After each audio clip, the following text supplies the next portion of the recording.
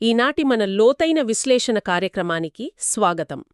ఈరోజు మనం ఒక చాలా భిన్నమైన, అలాగే మన రోజువారీ ఆలోచనా విధానాన్ని పూర్తిగా ప్రశ్నించే ఒక ఆసక్తికరమైన అంశాన్ని చర్చిస్తున్నాం. అవునండి. ఈనాటి మన చర్చ నిజంగానే మన జీవితాలకు చాలా దగ్గరగా ఉండే విషయం. ఖచ్చితంగా. అసలు మన మనసులో పుట్టే ప్రతి సంకల్పం, అంటే మనం తీసుకునే ప్రతి చిన్న నిర్ణయం లేదా ఆలోచన భవిష్యత్తుకు ఒక రకమైన ఆహారంలాగా ఎలా మారుతుంది అన్నది ఈనాటి మన ప్రధాన అంశం. సాధారణంగా మనం ఆహారం అనగానే శరీరానికి సంబంధించిందే అనుకుంటాం కదా. కానీ ప్రాచీన గ్రంథాలు మానసిక సంకల్పాన్ని కూడా ఒక పోషణగా చూడటం చాలా గొప్ప విషయం. నిజమే. దీనికోసం మనం ప్రాచీన పాలీ గ్రంథాలలోని ముఖ్యంగా పుత్తమాంస సుత్త నుండి తీసుకున్న ఒక అత్యంత శక్తివంతమైన రూపకాన్ని ఆధారంగా చేసుకుంటున్నాం. అదే నిప్పులగుండం రూపకం. ఈ ప్రాచీన పాలీ క్యానన్ గ్రంథాలు మానవ నైజాన్ని ఎంత పదునుగా విశ్లేషించాయో గమనిస్తే నిజంగానే ఆశ్చర్యం కలుగుతుంది. అంతేకదా. మనుషులు ఎప్పుడూ ఆనందాన్నే వెదుక్కుంటూ వెళ్తారు, కాని అనుకోకుండా బాధల ఊబిలో ఎలా కూరుకుపోతారు అన్నది మనం ఈరోజు తెలుసుకుందాం. దాంతోపాటే మనందరికీ స్వేచ్ఛాయుతమైన సంకల్పం ఉందని ఒక పెద్ద భ్రమ ఉంది. ఆ భ్రమ నుండి ఎలా బయటపడాలి, అలాగే బుద్ధుడు భిక్షువులకు బోధించిన విధంగా ఆ సరైన సంకల్పాన్ని ఎలా ఉపయోగించాలి అన్నది కూడా విశ్లేషిద్దాం. అయితే ముందుగా ఆ మూలగ్రంథంలో ఉన్న భయంకరమైన, కాని చాలా ఆలోచింపజేసే ఉదాహరణను ఒకసారి చూద్దాం. అందులో బతకాలని కోరుకునే ఒక సాధారణ వ్యక్తి ఉంటాడు. అవును, ఆనందాన్ని ఇష్టపడి బాధను ద్వేషించే ఒక మామూలు మనిషి. అతను ఎంతో ప్రశాంతంగా తన జీవితం గడపాలనుకుంటాడు. కాని ఉన్నట్టుండి ఇద్దరు బలవంతులు అతని గట్టిగా పట్టుకుంటారు. అతని ఎంత గింజుకుంటున్నా వెనుకుండా ఒక పెద్ద నిప్పులగుండం వైపు బలవంతంగా లాక్కెళుతూ ఉంటారు. ఆ నిప్పుల గుండం సెగలు కక్కుతూ ఉంటుంది. అందులో పడితే మరణం లేదా తీవ్రమైన బాధ తప్పదని ఆ వ్యక్తికి బాగా తెలుసు. అందుకే కదా అతను తప్పించుకోవడానికి తన సర్వశక్తులు ఒడ్డుతాడు. కాళ్ళు నేలకు అదిమిపెట్టి వెనక్కి నెట్టడానికి ప్రయత్నిస్తాడు. కాని ఆ బలవంతులు ముందు అతని ఆటలు ఏమాత్రం సగవు. వారు అతన్ని ఆ అగ్నిగుండం అంచుకు చేర్చుతారు. ఈ దృశ్యాన్ని మనం జాగ్రత్తగా విశ్లేషిస్తే ఆ నిప్పులగుండం అనేది తీవ్రమైన బాధకు ప్రతీకగా కనిపిస్తుంది. అంటే మనిషి జీవితంలో అనుభవించే అత్యంత దుర్భరమైన వేదనలను ఆ అగ్నిగుండం సూచిస్తుందనమాట. సరిగ్గా చెప్పారు.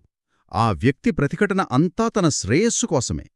అతను ఆ నిప్పులగుండం నుండి పారిపోవాలని ఎందుకు ప్రయత్నిస్తున్నాడంటే అది అతని సహజమైన జీవించే కోరిక.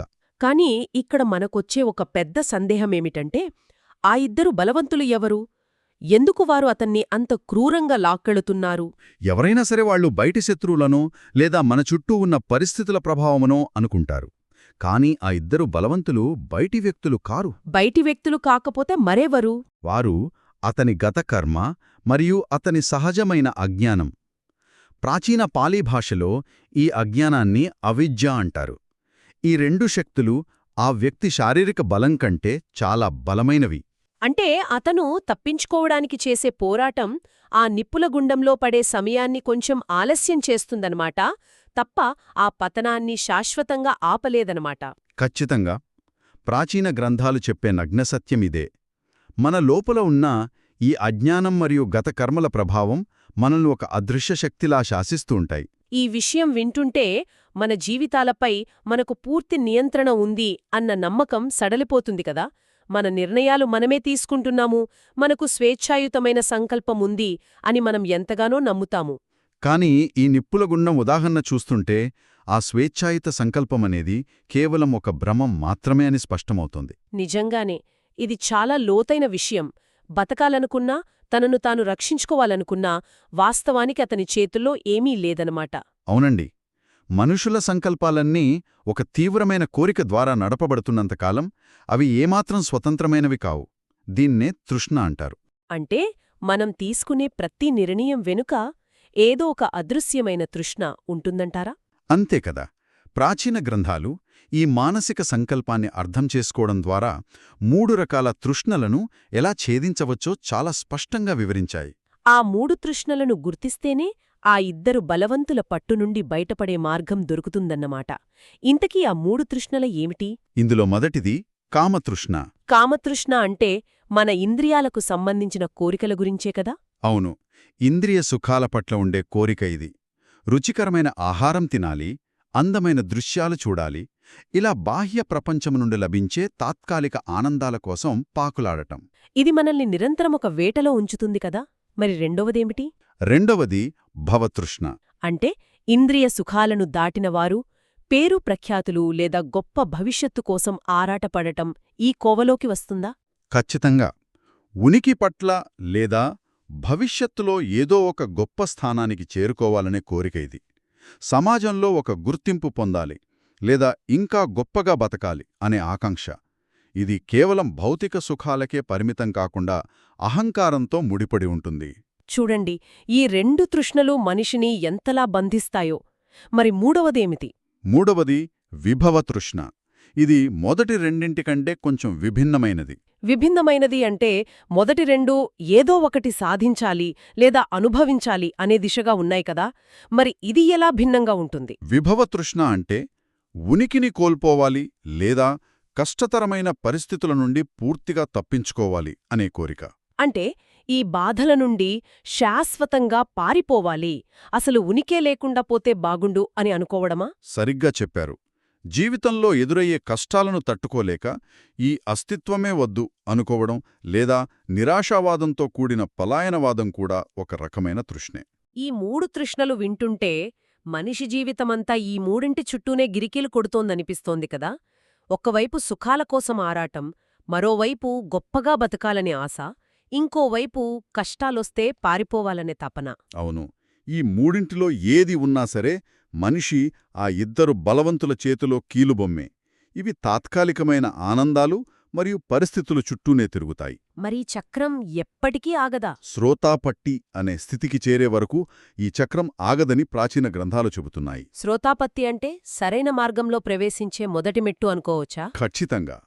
ఆ ప్రవాహంలోకి అడుగుపెట్టే వరకు మనిషి ఈ ప్రపంచంలో ఎంత ఎత్తుకెదిగినా చివరకు మళ్లీ ఆ నిప్పుల గుండంలో పడక తప్పదు. అంటే గురుత్వాకర్షణ శక్తి మళ్లీ కిందకు లాగినట్లు ఈ తృష్ణలు మనల్ని మళ్లీ ఆ అగ్నిగుండంలోకి నెట్టేస్తాయన్నమాట. అవును, ఇక్కడే మనం అసలు సూత్రాన్ని అర్థం చేసుకోవాలి.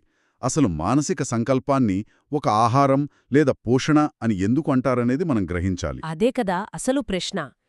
సంకల్పానికి మనం తినే ఆహారానికి ఉన్న సంబంధమేమిటి? దీన్ని చాలా జాగ్రత్తగా అర్థం చేసుకోవాలి. మనం చేసే శారీరక చర్యలు, మనం మాట్లాడే మాటలు, వీటన్నింటి వెనుక ఒక మానసిక కార్యక్రమం ఉంటుంది.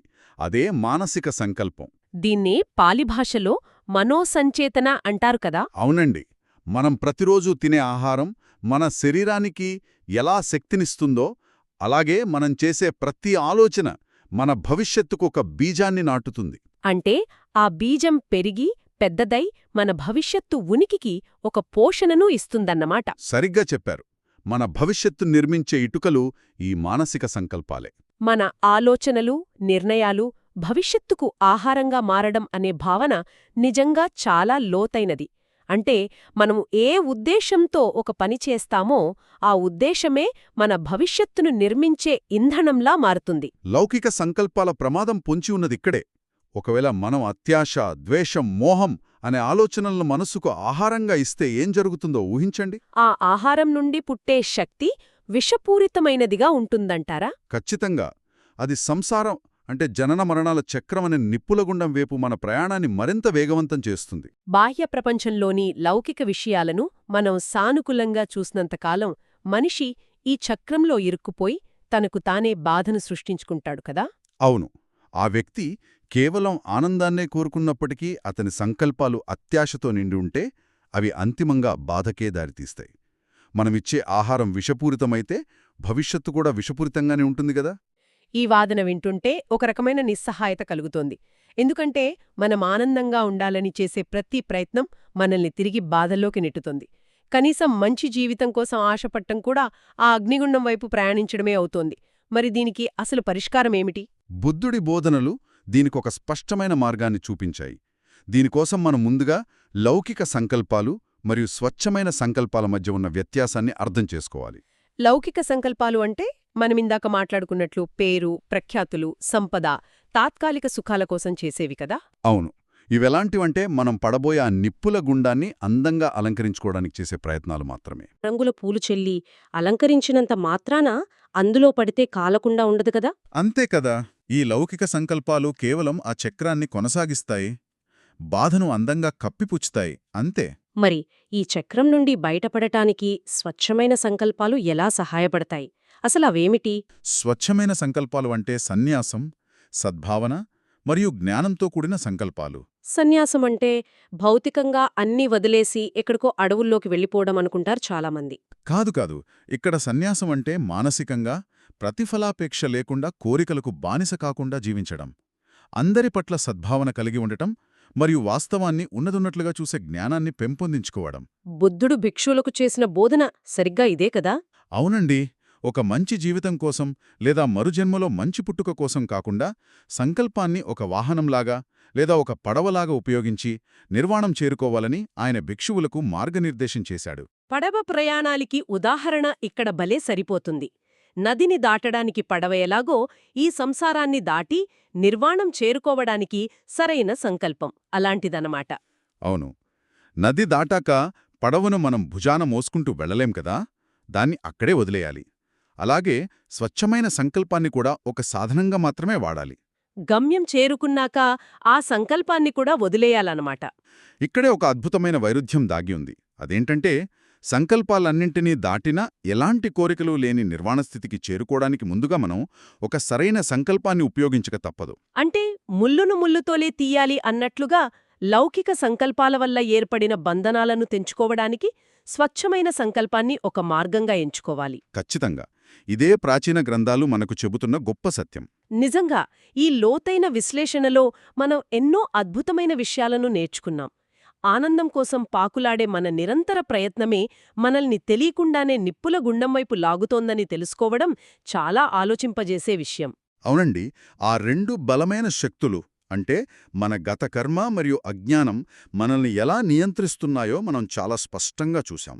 అలాగే కామ, భవ మరియు విభవ అనే 3 రకాల తృష్ణలను గుర్తించడం ద్వారా మన సంకల్పాలు ఎంత అస్వతంత్రమైనవో కూడా అర్థం చేసుకున్నాం. అంతేకాకుండా లౌకిక సంకల్పాలను పక్కనబెట్టి నిర్వాణాన్ని చేరుకోవడానికి భిక్షువులు ఆచరించిన స్వచ్ఛమైన సంకల్పాన్ని ఒక పడవలా ఎలా వాడుకోవాలో కూడా చర్చించాం.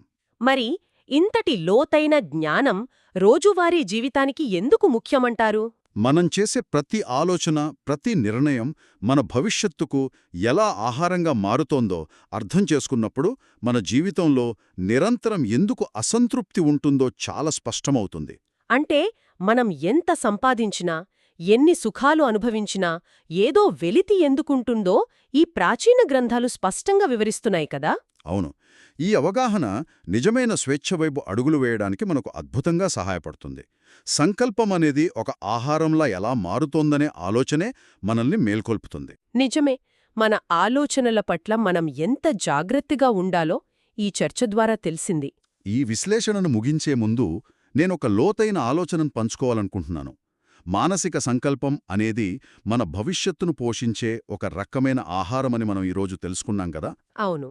అయితే ఇది మాత్రమే కాదు, మనం రోజూ బయటి ప్రపంచంతో చూసే లేదా స్పృశించే విషయాలు, అలాగే మన అంతర్గత స్పృహ అనేవి కూడా ఇతర ఆహారాలుగా పనిచేస్తాయని ఈ మూలగ్రంథాలు చెబుతున్నాయి. అంటే మన స్పర్శ, మన స్పృహ కూడా ఆహారాలేనా?